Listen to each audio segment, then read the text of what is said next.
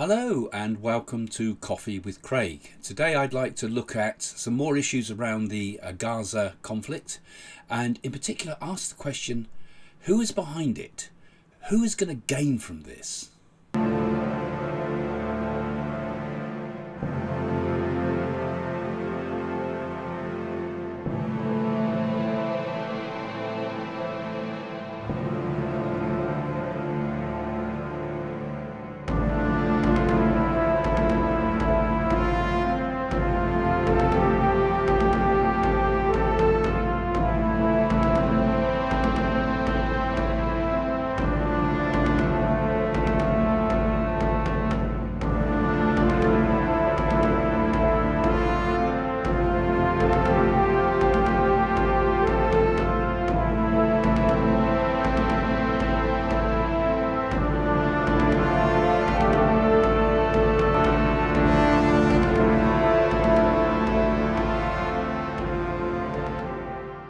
So we've seen some pretty awful stuff on the news, all of us, haven't we? Terrible things with babies being burnt and beheaded and all the other atrocities that have been happening from the conflict with Gaza. And clearly it doesn't take a psychic to tell you that the reaction is going to be revenge. As Netanyahu said, he's going to reduce Gaza to rubble. This is going to happen. Of course it is. But how's it going to pan out? I'll give us a few thoughts about that today. And why is this happening? You know, why is it suddenly happening? And who's benefiting from this? This has obviously been a long time in the planning.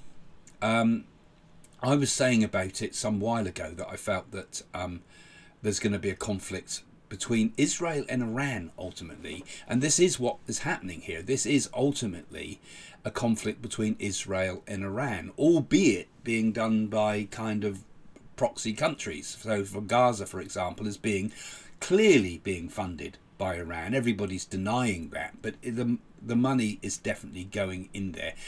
And you know, the United States released $8 billion in frozen Iranian assets, allegedly going to humanitarian aid. You know, so I don't think that's where it's going. Money, they know they can spend money on something else because we got this other money to spend on other stuff. And how do you, money's portable, isn't it? It can be spent on anything.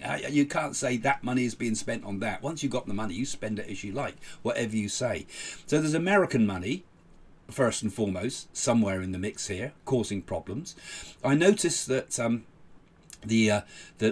suppose the liberal elite in the USA have been a bit slow coming forward to condemn the conflict.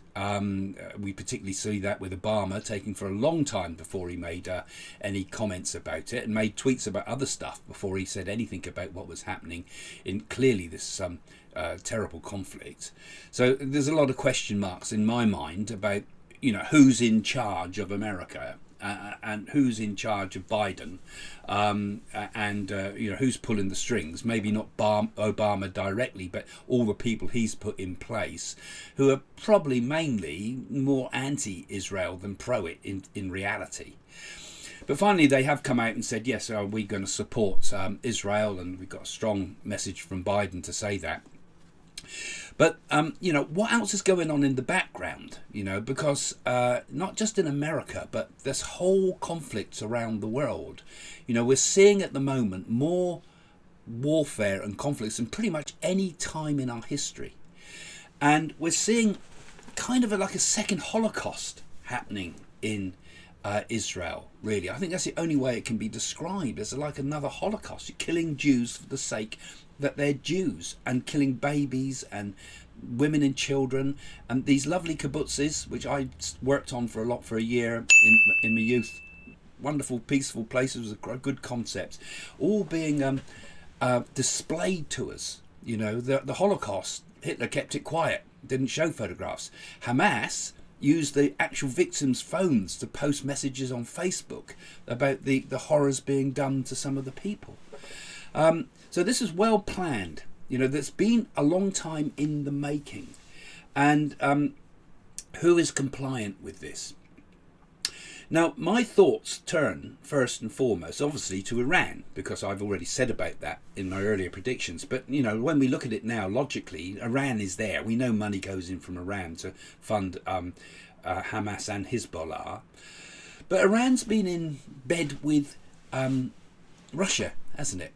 The drones that have been sent in to attack Ukraine were bought and supplied by Iran. So Iran has had quite a marked difference on the Russian advances and attacks in Ukraine. Without those drones, Russia would have had a much harder time. Drones are becoming one of the main ways of fighting warfare, particularly street-to-street warfare, where tanks aren't much help, you know, because you're vulnerable in a tank in a city. But with a drone, you can spot snipers, you can drop bombs on various parts. They're very effective. So was a deal done between Russia and Iran? That's where I feel something's happened there, because I get the feeling that Putin, who has gradually been losing his grip on the war in Ukraine and in danger of losing his grip on power, has he done a deal with Iran? Has he also sent his guys in? Because I predict we're going to see something coming up where we're going to start seeing influences of Russia in this Middle East war. That Russia has been in cahoots with Iran, been supplying intelligence, supplying help, supplying the sort of arms that they might need as a swap, perhaps, for the drones that he needed in Ukraine. So that's my first thoughts. We got Iran and we got Russia, and what's going to now happen to Gaza itself? It's going to get flattened. And I think the war is also going to extend, actually, first, let me say. I feel it's also going to extend into Lebanon. We're going to see Hezbollah involved. We're going to see Beirut being hit by bombs. We're going to see the Golan Heights again, an area where there's going to be conflicts. We're going to see some conflicts with what's left of Palestine on the West Bank. It's going to expand in all directions, and the Israelis this time are going to be ruthless with it. They've held back and held back and held back. There was a close call for peace with Saudi Arabia, but this time I think they're going to go full out. I think many of the Arab states are going to hold back. I feel that Saudi Arabia is going to stay quiet. I don't see a Saudi Arabian fighter planes being involved in this. I feel Egypt's going to go quiet. I feel Turkey's going to go quiet on this. But we're going to see more involvement from Lebanon, possibly Syria too, I feel, and a full-out battle with Israel now. It's going to be a full-on thing.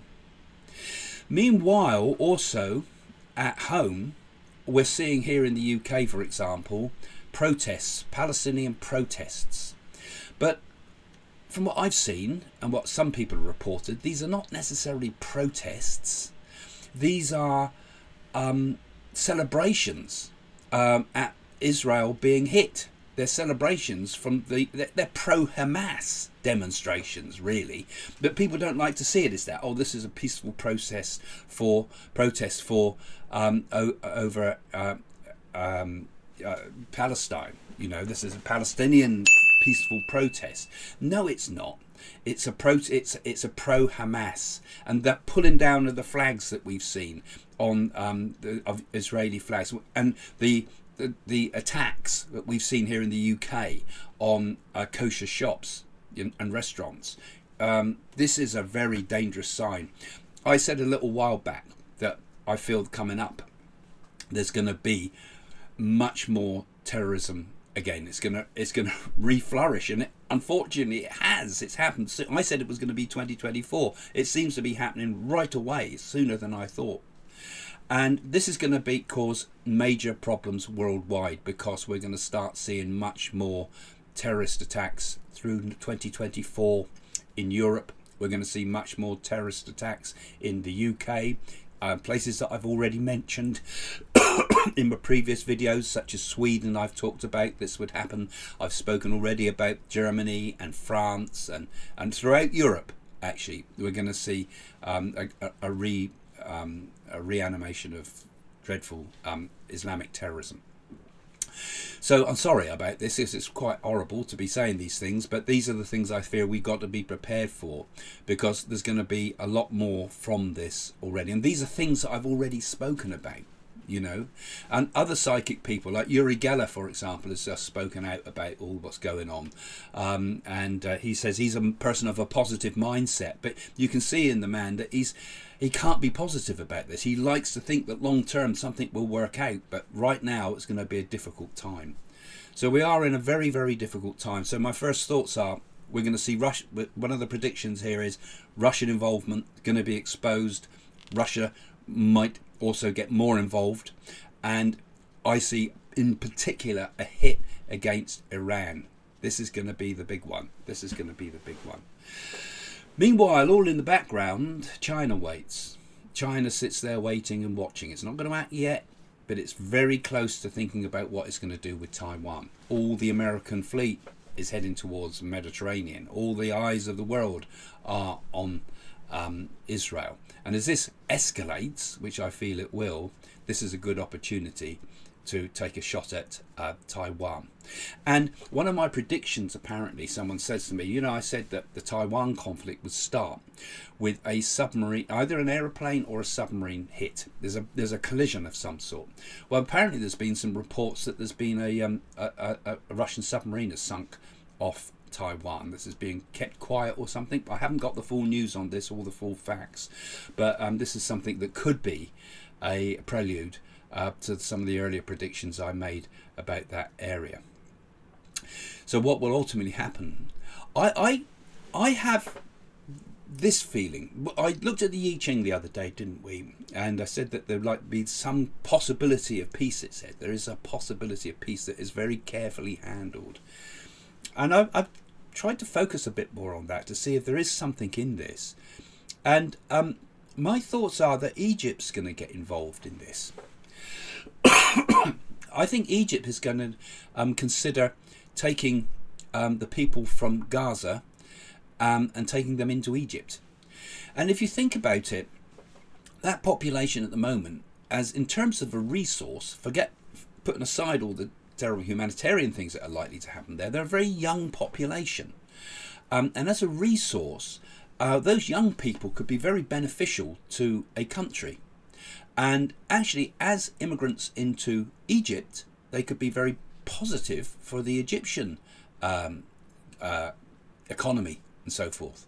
So I get a feeling there might be an exodus, the opposite direction, an exodus out of the Israeli areas and into Egypt.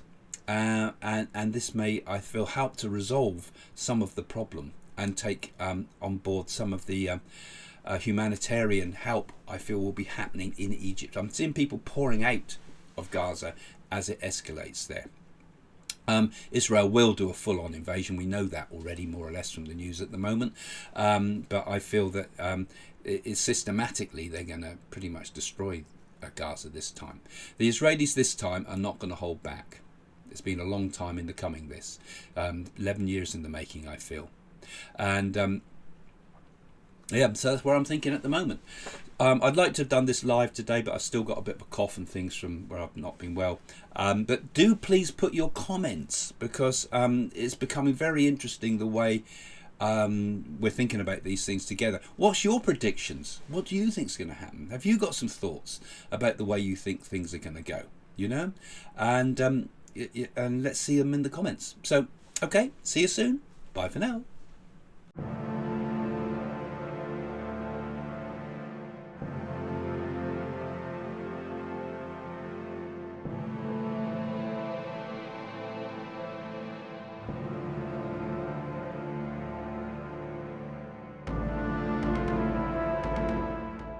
If you look back at my earlier predictions, and in particular the predictions I made on the newspaper, the Sun's website, I did actually say on there, the actual words were, there will be a flu epidemic linked to bioterrorism.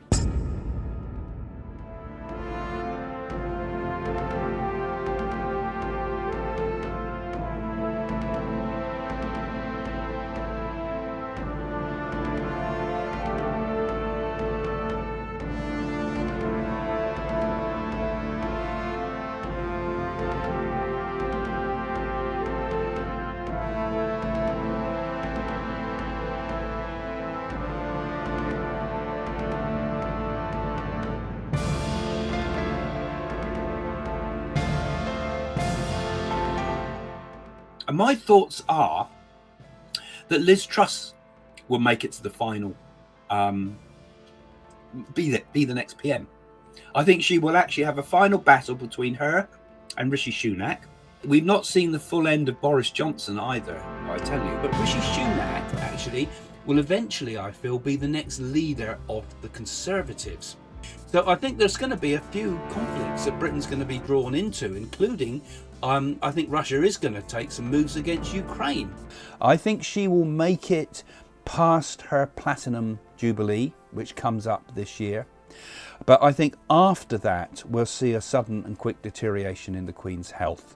And I think we might lose the Queen towards the end of 2022. There's going to be a huge backlash from over the Netflix programs and screening, because I feel it comes out at a bad time. Charles will come to become King Charles, but his reign, I feel, will be short. And funnily enough, actually, another royal prediction came true only yesterday, which surprised me really, because it was such a weird prediction I'd made. I predicted in my earlier videos from 2021 for 2022 that the king, I said Prince Charles at the time because he wasn't actually king at that time, but I said that Prince Charles would be hit by an egg. And of course, there it is, all in the press today.